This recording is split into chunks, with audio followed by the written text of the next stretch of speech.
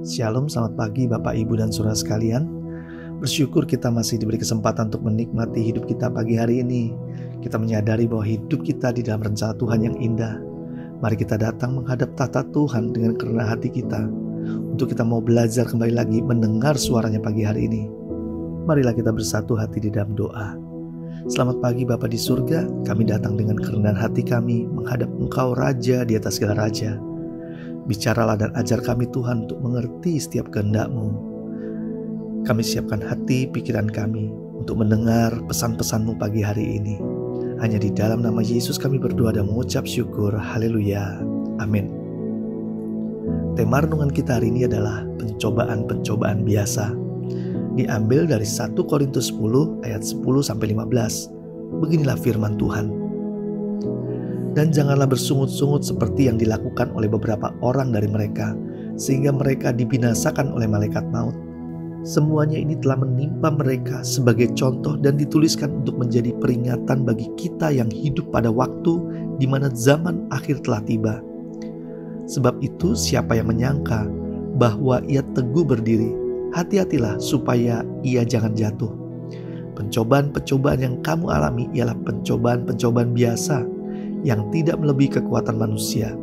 Sebab Allah setia, dan karena itu Ia tidak akan membiarkan kamu dicobai melampaui kekuatanmu.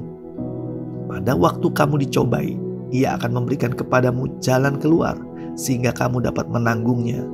Karena itu, saudara-saudaraku yang kekasih, jauhilah penyembahan berhala. Aku berbicara kepadamu sebagai orang-orang yang bijaksana. Pertimbangkanlah sendiri apa yang aku katakan. Saudara yang dikasihi Tuhan, tidak banyak orang mampu bertahan saat diperhadapkan dengan pencobaan, apalagi pencobaan yang berat. Pencobaan bisa saja datang dari iblis yang ingin menjatuhkan kita. Tetapi bisa saja pencobaan datang dari Tuhan sebagai ujian untuk membentuk kita semakin lebih baik lagi dan semakin lebih sempurna. Bentuk ujian dari Tuhan bisa saja berupa masalah, penderitaan, kesengsaraan, dan lain-lain. Ketika diperhadapkan dengan penderitaan atau kesengsaraan, banyak kita malah justru menjadi lemah, sedih, kecewa, marah, frustasi, bahkan berputus asa, hingga ingin bunuh diri. Kita lupa bahwa penderitaan dan lain-lain sebagainya merupakan rencana yang dipakai Tuhan untuk memproses kedewasaan kita, agar hidup kita lebih makin berkualitas. Jika kita melihat hidup saudara seiman kita dalam keadaan menderita, jangan sekali-kali kita juga menghakimi bahwa ada dosa di dalam hidupnya. Memang bisa saja penderitaan itu sebagai bentuk teguran Tuhan akibat dosa atau pelanggaran.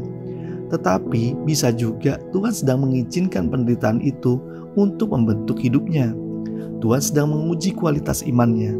Ia hendak mengangkat hidupnya, hendak memberkati, dan menyatakan perkara-perkara yang besar di dalam kehidupan saudara seiman kita.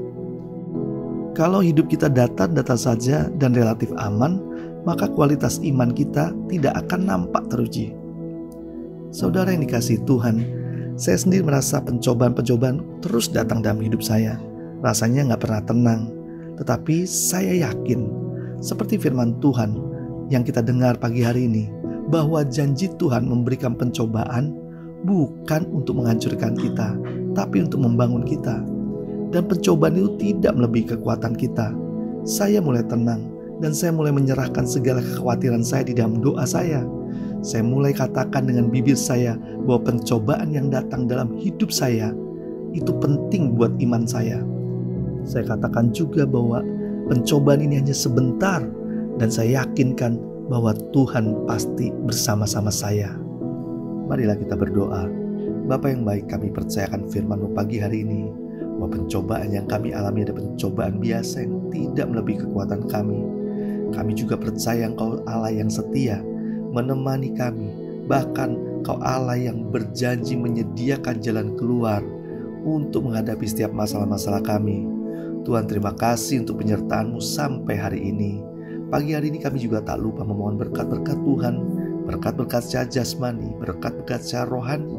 Kami terima dari pagi hingga malam nanti. Kami terima berkat Tuhan itu hanya di dalam nama Yesus. Haleluya. Amin. Selamat beraktivitas. Tuhan Yesus memberkati.